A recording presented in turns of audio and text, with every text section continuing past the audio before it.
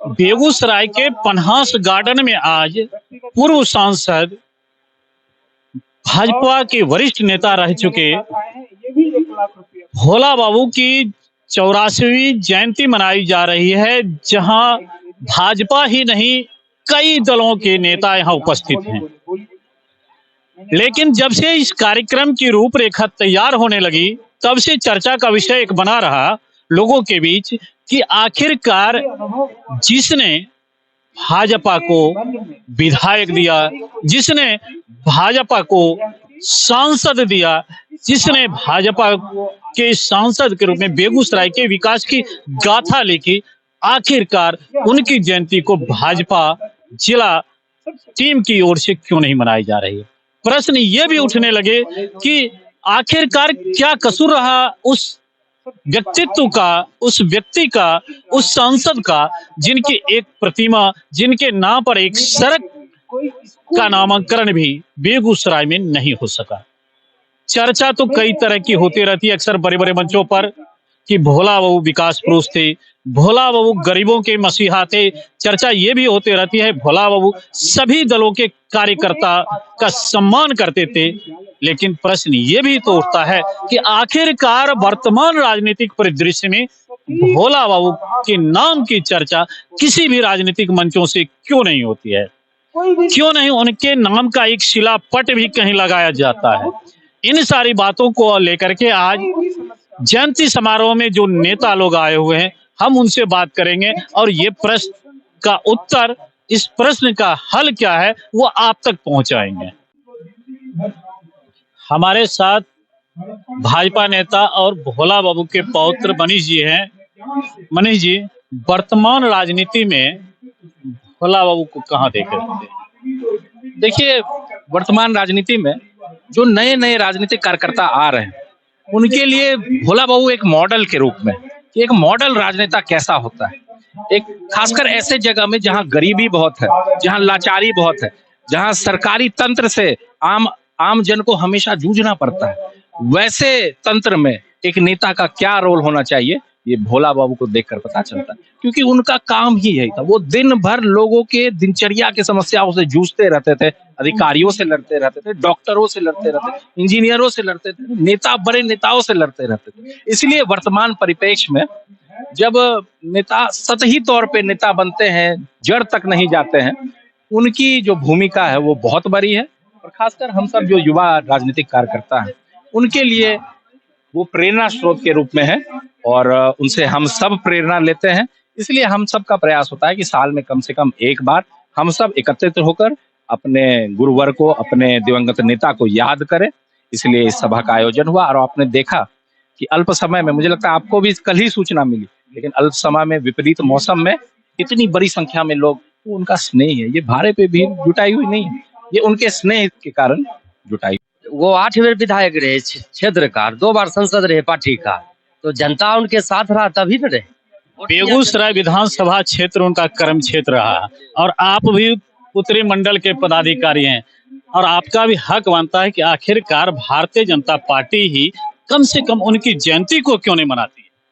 जयंती अब जो है सो शुरू हुआ है, जयंती मनाया जाएगा। ये तो उनकी संस्था की ओर से भारतीय तो सब बनना चाहता है और ये तो सर्वमान्य नेता थे बेगूसराय जिला का और बिहार स्तर पर लीडर थे, जनता उनके साथ है। चलिए नीरज जी से प्रश्न लेते हैं। नीरज बाबू, आज कार्यक्रम तो हो रहा है, बेगूसराय में अगर कहा जाए भाजपा को पहचान मिली तो भोला सिंह से मिली, इसमें कहीं कोई दो राय नहीं। लेकिन भारतीय जनता पार्टी ही उनकी जयंती को नहीं मनाती है, क्यों? उसके पीछे का कारण क्या हो? सर्वप्रथम मैं आपके माध्यम से भोला बाबू को नमन करता हूं, उनको अपने श्रद्धा सुमन अर्पित करता हूं। रही बात भारतीय जनता पार्टी के द्वारा जयंती समारोह नहीं मनाने का, यह भारतीय जनता पार्टी के जो जिला के अध्यक्ष हैं, उनको यह सोचना चाहिए कि जिस भोला बाबू ने प्रथम बार बेगूसराय विधानसभा में कमल का फूल खिलाया और फिर सांसद तक रहे, उनकी जयंती अगर नहीं मनाते हैं, लेकिन हर किसी के दिल में, दिमाग में यह इच्छा है कि हम भोला सिंह के कद के नेता बने, लेकिन उनके लिए उनका जयंती नहीं बनाना, उनके लिए आज तक आखिर कारण क्या हो सकता है? कारण यही है, हम तो स्पष्टवादी लोग हैं, हम स्पष्ट रूप से यही कहना चाहेंगे, उनको अपने राजनीतिक अकर्मण्यता को छुपाने का एक आसान तरीका बुझाता है। भोला सिंह के 84वीं जयंती के अवसर पर राज्यसभा सांसद राकेश सिन्हा जी, सर, जो नेता बेगूसराय में भाजपा को पहला विधायक दिया, जो नेता बेगूसराय में भाजपा को पहला सांसद दिया, आखिरकार भारतीय जनता पार्टी अपने स्तर से उनकी जयंती क्यों नहीं मनाती है? प्रश्न तो उठ रहा है सर। देखिए, भोला बाबू समाज के हैं, समाज द्वारा निर्मित हुए और समाज के लिए समर्पित हुए। जो व्यक्ति समाज से निर्मित है, समाज को समर्पित है, उसकी जयंती समाज ही मनाता है।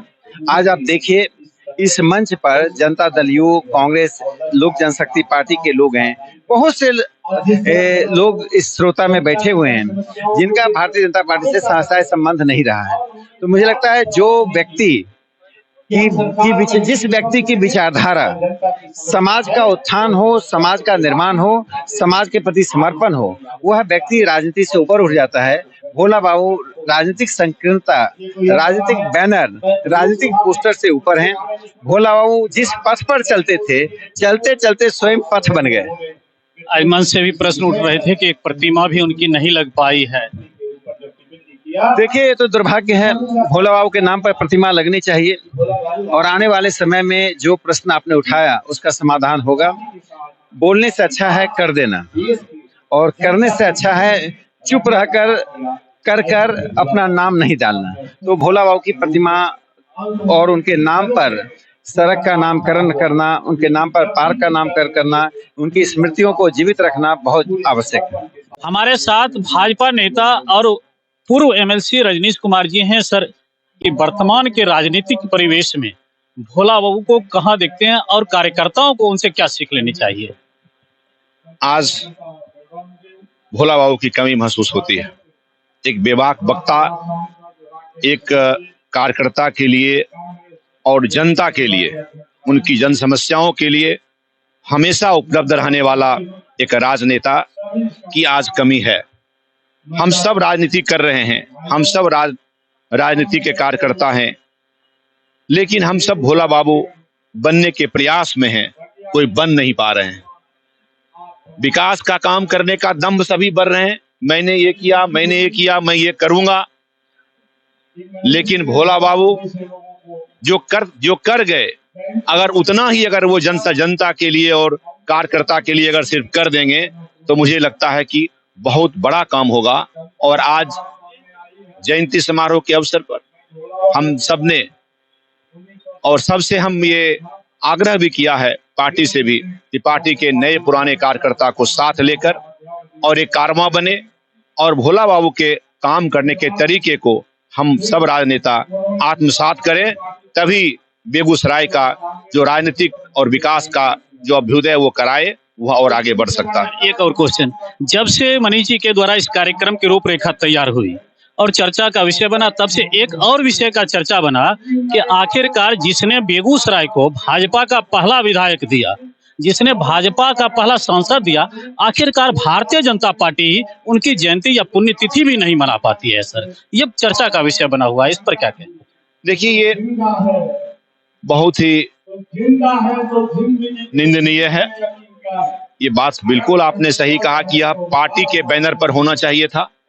यह भारतीय जनता पार्टी और भोला बाबू का व्यक्तित्व तो इतना बड़ा था कि यह जिला पार्टी नहीं, यह बिहार प्रदेश पार्टी को करना चाहिए था। भोला बाबू केवल बेगूसराय के नहीं, पूरे बिहार के सर्वमान्य नेता थे और वो मंत्री रहे, सांसद रहे, और उनकी जो उपलब्धि है, उनका काम करने का तरीका है, आज के राजनेताओं के लिए बहुत ही अनुकरणीय है। तो पार्टी को करना चाहिए, जिला पार्टी को तो निश्चित करना चाहिए। लेकिन चलिए, हम सभी जिला पार्टी के लोग मनीष जी के तत्वावधान में, इनके संयोजकत्व में कार्यक्रम जो हो रहा है, उस कार्यक्रम में शरीक हुए हैं। और भोला बाबू ऐसे भी किसी पार्टी के मोहताज नहीं रहे। आज आप मंच पर देखिए, सभी दल के लोग बोल रहे हैं उनके पक्ष में। तो ये बात आपने ठीक कहा है, लेकिन उनकी जयंती, उनकी पुण्यतिथि पर हम सब उनको याद करते हैं, उनको नमन करते हैं। हमारे साथ देखिए सामो से चलकर वकील चौधरी जी आए हैं, जो जिनको जानकारी मिली कि आज जन्म जयंती मनाई जा रही है और ये सुने चले आए। सर, वर्तमान राजनीति में भोला बाबू को कहाँ देखते हैं? भोला बाबू एक उदयमान सूर्य थे और उन्होंने जहां तक बेगूसराय डिस्ट्रिक्ट को लेके गए, आज तक कोई एमएलए एमपी नहीं ऐसा कर सके हैं। आखिरकार उनके पार्टी के विधायक और सांसद कभी राजनीतिक मंचों से उनकी चर्चा तक भी नहीं करते हैं। न, करते नहीं हैं। वो गरीबों के मसीहा थे। गरीब जो है वो उनका नाम लेगा और अंत तक पहुंचाएगा। अगर उनका पुत्र या पौत्र जो भी है अगर उस रूप में आते हैं तो हम गरीबों के मसीहा चूंकि वो थे, इसलिए उनको मदद करने के लिए हमेशा जनता का वोट, जनता का आशीर्वाद मिलता रहेगा। यदि उनके पौत्र जाते हैं तो। हमारे साथ वरिष्ठ पत्रकार विनोद कर्ण जी हैं, जिनका राजनीतिक पत्रकारिता में अगर कहा जाए तो भोला बाबू के साथ कई दशकों का अनुभव रहा है। कई चीजों उठापटक को इन्होंने देखा। अभी वर्तमान में सर ये क्वेश्चन आपसे लेते हैं कि वर्तमान जो राजनीतिक परिदृश्य बना रहता है हमेशा हर दलों में, ऐसे परिस्थिति में भोला बाबू को आप किस रूप में देखते हैं और वर्तमान के नेताओं को भोला बाबू से क्या सीख लेनी चाहिए? देखिए, वर्तमान में जो नेता हैं, भोला बाबू का एक चीज जो है निडरता से जो है सीख लेनी चाहिए। अभी सभा मंच पर वक्ताओं ने भी ये स्मरण दिलाया कि मुख्यमंत्री की सभा में भी वो अपनी बात कहने से रुके नहीं। लोकसभा में भी अपने दल के खिलाफ में ही बात आई तो उन्होंने बातों को बेबाकी से रखा। आज लोग ये करने लगे हैं कि हम अगर ये चीज बोलेंगे तो हमारे जो नेता हैं नाराज हो जाएंगे और इस चीज क्या चीज बोले जो प्रसन्न होंगे। तो इसमें क्या होता है कि जन भावना जो सो खत्म हो जाती है। भोला बाबू अपने लिए नहीं, यहाँ के जन जन की पुकार जो है सो बने, इसी कारण से कि हर छोटी छोटी बातों को भी उन्होंने गंभीरता से ये लिया। हमारे साथ भाजपा नेता अमरेंद्र कुमार अमर जी हैं। सर, जिस दिन से इस कार्यक्रम की रूपरेखा तैयार हुई उस दिन से एक प्रश्न उठने लगा कि जिसने भाजपा को पहला विधायक दिया, पहला सांसद दिया भोला सिंह, उनकी जयंती जिला भाजपा की ओर से नहीं मनाई जा रही है, ना पुण्यतिथि मनाई जाती है और ना एक प्रतिमा भी स्थापित हुई है। सर, इस पर क्या कहें? मैं सबसे पहले तो मैं ये सुधार कर दूं कि भारतीय जनता पार्टी और जनसंघ के हमारे 77 में उसके पहले राजा चंचूर देव विधायक यहाँ रह चुके हैं। भोला बाबू हमारे लिए नम्य है, उनकी अपनी पहचान है, वो बेगूसराय के समृद्ध राजनीतिक विरासत के पहचान है। और जहां तक इसका सवाल है कि भाजपा नहीं मनाती है तो ये भाजपा परिवार के द्वारा ही मनाया गया है। यहाँ जो लोग उपस्थित हैं वो भाजपा के हैं और मनीष कुमार जो उनके पौत्र हैं वो भी भाजपा के ही हैं। ये ठीक है कि कोऑर्डिनेशन वो कर रहे हैं, लेकिन मना तो भाजपा रही है। इसलिए ये कहना और इसमें ये खोजना कि ये भाजपा के द्वारा नहीं मनाया जा रहा, हमको लगता है ठीक नहीं है। हमारे साथ इस समय भारतीय कांग्रेस पार्टी के जिलाध्यक्ष अभय कुमार सिंह सार्जन जी हैं, जो 2005 में भोला बाबू के विरोध चुनाव भी लड़े थे और मामूली अंतर से चुनाव हार गए थे। फिर भी इनका स्नेह दोनों का एक पिता पुत्र जैसा, बड़े भाई छोटे भाई जैसा रहा।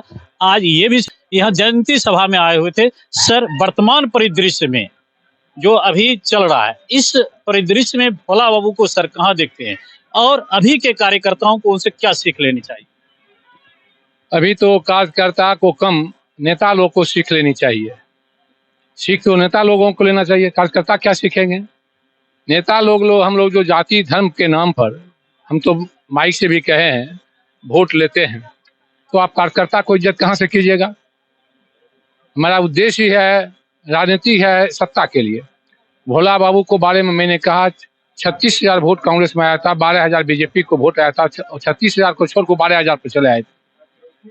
मैं भी उनके विरोध में चुनाव लड़ा, बहुत मामूली वोट से चुनाव हार गया और 2000 फिर 6 महीना में सरकार नहीं बनी थी और हम फिर वहीं से तैयारी बेगूसराय में थे और भोला बाबू डिप्टी स्पीकर थे और सदानंद बाबू मेरे प्रदेश अध्यक्ष थे और स्पीकर थे और हमको लोग चेंज करवा दिया, मटियानी हो गया और मैं चुनाव हार गया। लेकिन भोला बाबू का फिर भी मैं आदर करता था। भोला बाबू एक साहित्यकार, भोला बाबू एक राजनीतिककार और भोला बाबू बेगूसराय जिला के एक इतिहासकार बनकर रह गए। हमारे साथ भाजपा महिला मोर्चा की जिलाध्यक्षा सरोजनी वर्मा जी हैं। मैडम, भोला बाबू को आप किस रूप में देखते हैं? भोला बाबू हम लोगों के गार्जियन स्वरूप भी थे, पिता के तुल्य थे, हमारे बखरी के लाल थे। और जब बखरी, हम लोगों का घर बखरी ही है, हम लोग जिला में राजनीति करते हैं, लेकिन जब भी बखरी आते थे तो अपनी मातृभूमि और अपने जो भी कार्यकर्ता उनसे मिलते थे, अपने बेटा के पुत्र जैसे मानते थे, बेटी के रूप में मानते थे। उनका बखान करूं तो कम है।